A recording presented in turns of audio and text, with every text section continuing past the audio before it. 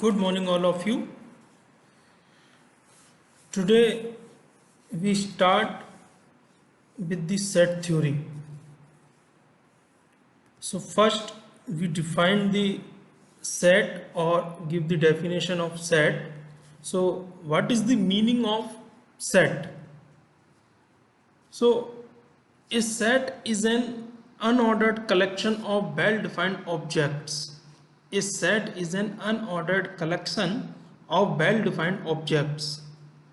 मतलब कि हम ये कहना चाह रहे हैं कि हम अगर किसी भी एक ही टाइप की चीज़ों का हम क्या करें, एक कलेक्शन कर लें. इस set is N unordered collection of well defined object. Well defined objects का मतलब हम एक ही टाइप की, अगर हम उन चीज़ों का कलेक्शन कर लें और उसमें ऑर्डर में है या नहीं है, वो कोई मैटर नहीं करता कि कोई चीज़ ऑर्डर में है या नहीं है. ये सेट की एक सबसे बड़ी इम्पोर्टेंस है कि सेट में कभी भी ऑर्डर का वो होता ही नहीं है कि ऑर्डर में चीज़ है या नहीं है. ऑर्डर में मतलब फॉर एग्जांपल जैसे हम लिखते हैं 1 2 3 4, तो हम इसको ये भी लिख सकते हैं 3 1 4 2, वो उससे में ऑर्डर पर कोई इफेक्ट नहीं होगा. अब तो ऐसा अगर हम एक कलेक्शन कर लें तो और हम उसे एक कर्ली ब्रेसेस की फॉर्म में लिख दें, हम ऐसी जो चीज़ें हैं उनका हम कलेक्शन करके कर्ली ब्रेसेस की फॉर्म में लिख दें और कॉमा के थ्रू हम उनको रिप्रेजेंट करें. मतलब first element dash comma, second element then comma. इस तरीके से हम अगर हम लिखें तो हम उसको कहते हैं सेट. अब जैसे फॉर एग्जांपल जैसे मैं बात कर रहा हूँ vowels, collection of all vowels. तो वॉवल्स कौन कौन सी होती हैं? ए ई आई ओ यू. हम वॉवल्स का अगर हम सेट बनाएं तो वॉवल्स का सेट क्या होगा? कर्ली ब्रेसेस में A comma E comma I comma O comma U. अब ये अगर आप बोलो कि सर ये तो आपने ऑर्डर में लिखा, क्या हम इसको अनऑर्डर पेयर में भी लिख सकते हैं? यस. आप इसको ई लिख लो पहले, फिर आई लिख दो, फिर ए लिख दो, फिर ओ लिखो, फिर यू लिखो, कैसे भी लिख सकते हो. सेकंड थिंग, कोई भी लेटर रिपीट नहीं होता सेट के अंदर. कोई भी लेटर रिपीट नहीं होता. जैसे फॉर एग्जांपल एक गूगल एक वर्ड है GOOGLE. मुझे इसका सेट बनाना है कि गूगल के वर्ड्स का सेट बनाओ. तो गूगल्स के वर्ड्स का सेट के लिए मेरे को क्या करना पड़ेगा? क्योंकि हम यहाँ देख रहे हैं तो ऐसे नहीं कि G comma O comma G comma L comma E. नहीं, मैं क्या कह रहा हूँ कि सेट के अंदर कभी भी एलिमेंट्स रिपीट ही नहीं होते. So that means GOLE. So G comma O comma L comma E. अब मर्जी हो जितने O ले लें इसमें से, मर्जी हो जितने G ले लें, तो ये गूगल्स का बन गया. इसके अंदर जो एलिमेंट्स होते हैं दैट मीन्स जिनको हम ऑब्जेक्ट्स कह रहे हैं, हम यही कह रहे हैं इस set is an unordered collection of well defined objects. So जो ऑब्जेक्ट्स होते हैं उनको हम क्या कहते हैं? एलिमेंट्स कहते हैं. So these objects are called element of the set and every element of the set has to satisfy a property by which it can be decided whether a given object belong to the set और नॉट. मतलब वही मैंने बताया था कि एक ही type के, मतलब कोई प्रॉपर्टी को फॉलो करनी चाहिए. जैसे मैंने कह दिया अभी मैंने वो वॉवल्स के सेट, अगर वॉवल्स के नहीं है, जैसे सपोज करो AEIOU के अलावा कोई भी अगर लेटर आ जाएगा तो वो उस सेट को फॉलो नहीं, सेट में बिलोंग नहीं करेगा. तो वो वेल डिफाइंड ऑब्जेक्ट्स का मतलब यहाँ यही है. सो every element of the set has to satisfy a property by which it can be decided whether a given object belong to the set or not. कि वो सेट को बिलोंग करेगा या नहीं करेगा. जैसे फॉर एग्जांपल मैंने ऑड नंबर्स का एक सेट लिया, तो ऑड नंबर्स का सेट क्या होगा? 1 3 5 7 9. ये मैंने एक सेट बना दिया. अब ये अगर हमने सेट बना दिया, अगर 2 होगा तो क्या 2 इसके अंदर आ जाएगा? नहीं आएगा. तो दैट मीन 2 जो ऑब्जेक्ट है वो इस सेट को बिलोंग नहीं करेगा, क्योंकि 2 इज ए इवन नंबर. यही कह कि एवरी जो एलिमेंट होगा वो एक प्रॉपर्टी के थ्रू ही होगा, यानी कि उस प्रॉपर्टी को ही वो फॉलो करके ही हम उस सेट के अंदर लिखेंगे उस एलिमेंट्स को. So every element of the set has to satisfy a property by which it can be decided whether a given object belong to the set or not. Set can be denoted by capital letters. Generally हम क्या करते हैं, set को जो भी हम represent करते हैं वो कैपिटल लेटर से होना चाहिए. For example capital A, capital B, capital C, इससे हम रिप्रेजेंट कर सकते हैं. और एलिमेंट जो होते हैं उनको हम स्मॉल लेटर से. ये एक फिक्स मतलब एक क्राइटेरिया है. ऐसा क्यों है, ऐसा कोई वो नहीं है, बस ये कि एक फिक्स क्राइटेरिया है कि बना दिया है कि मतलब कि एलिमेंट जो है वो स्मॉल एलिमेंट जो स्मॉल लेटर्स में होने चाहिए, थोड़ा सा डिफरेंट करने के लिए, मतलब कि जिससे ये रहे कि एलिमेंट्स कभी भी कैपिटल में नहीं आएंगे. अब मान के चलो कोई एलिमेंट सेट का है, कोई एलिमेंट अगर सेट का है तो हम उसको मैथमेटिकली हम कैसे रिप्रेजेंट, उसका मैथमेटिकल एक्सप्रेशन क्या होगा, ए बिलोंग्स टू ए. अगर कोई एलिमेंट सेट का नहीं है तो A does not belongs to A. For example A अगर एलिमेंट क्या सेट का ए है, यह है तो ए बिलोंग्स टू ए, नहीं है तो A does not belongs to ए. अब सेट को रिप्रेजेंट करने के लिए कि जो हम सेट को रिप्रेजेंटेशन करते हैं, सेट को हम बनाते हैं, वो हम सेट को दो टाइप से बना सकते हैं रिप्रेजेंटेशन ऑफ सेट. एक तो होता है सेट बिल्डर फॉर्म, एक होता है roster form. Representation of set में दो होते हैं, एक तो रोस्टर फॉर्म और एक होता है सेट बिल्डर फॉर्म. तो सबसे पहले हम रोस्टर फॉर्म में हम क्या करते हैं, रोस्टर फॉर्म में कुछ नहीं होता. जैसे मैंने अभी आपको बताया था गूगल का मैंने एक सेट बना के दिखाया जिसके अंदर GOLE, this is the roster form.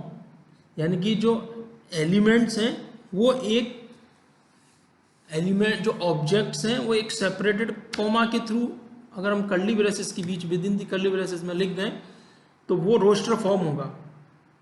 अब जैसे मेरे को ऑड नंबर्स का लिखना है तो ऑड नंबर्स का मैं कैसे लिखूँ, 1, 3, 5, 7, 9, या मैं लिख दूँ कि 5 से छोटे जितने भी नंबर हैं और इंटीजर होने चाहिए, पॉजिटिव होने, नेचुरल नंबर.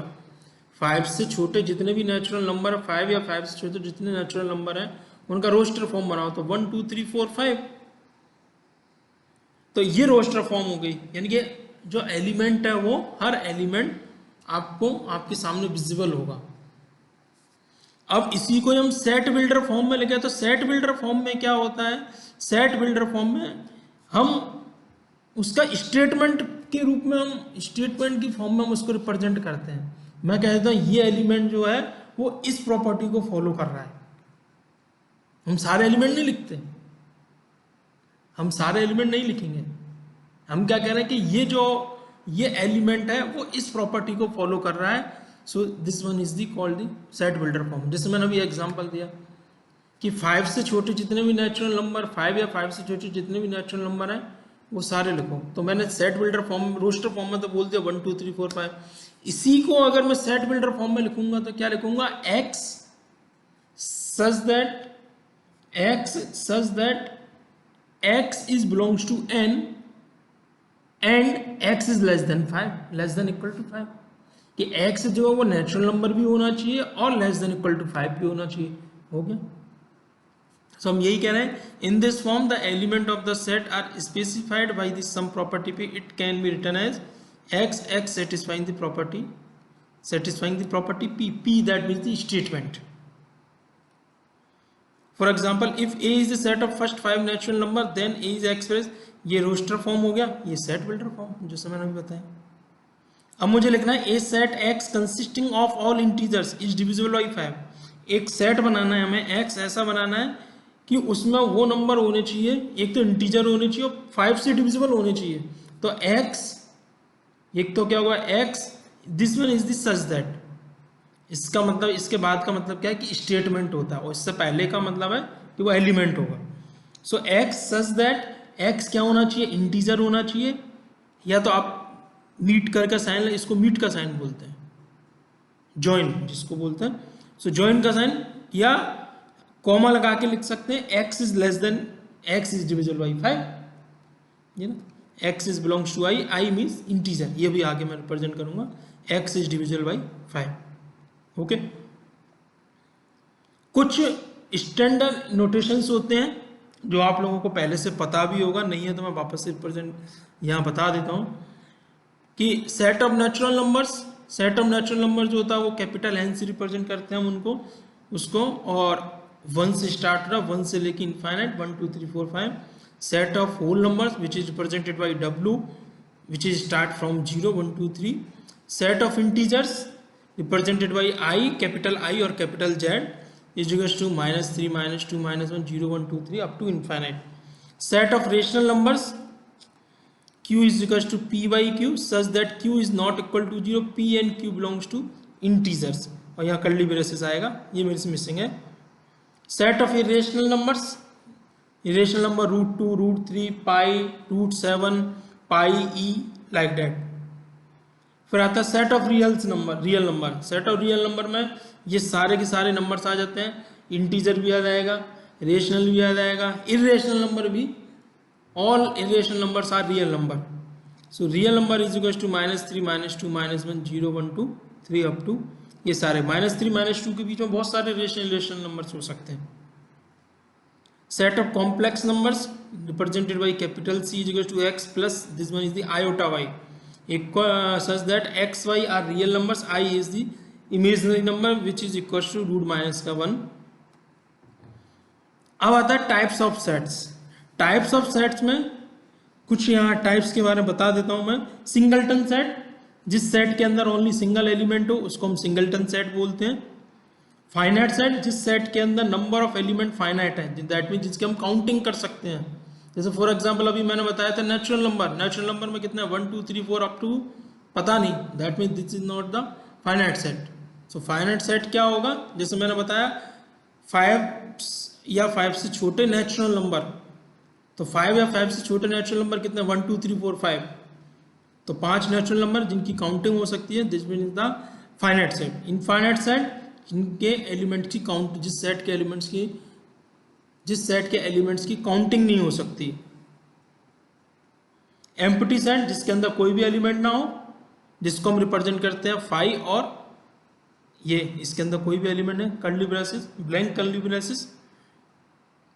एम्प्टी सेट के बाद आता है कार्डिनलिटी ऑफ ए सेट, कि किसी सेट के अंदर कितने एलिमेंट्स हैं वो उसकी कार्डिनलिटी को रिप्रेजेंट करेगा. Number of the element in the set is called the cardinality of the set, और इट इज डिनोटेड बाय या तो एन ए और mod of A. Subset which is the very important subset. Let A and B are 2 set, then all elements of B are contain in A, that is B is the subset of A. इसका मतलब है कि B के तो सारे element ऐसे हैं जो कि ए में हैं. बी के तो सारे एलिमेंट ऐसे हैं जो कि ए में हैं. तो ऐसा है तो हम उसको हम क्या कहते हैं, B is subset of A.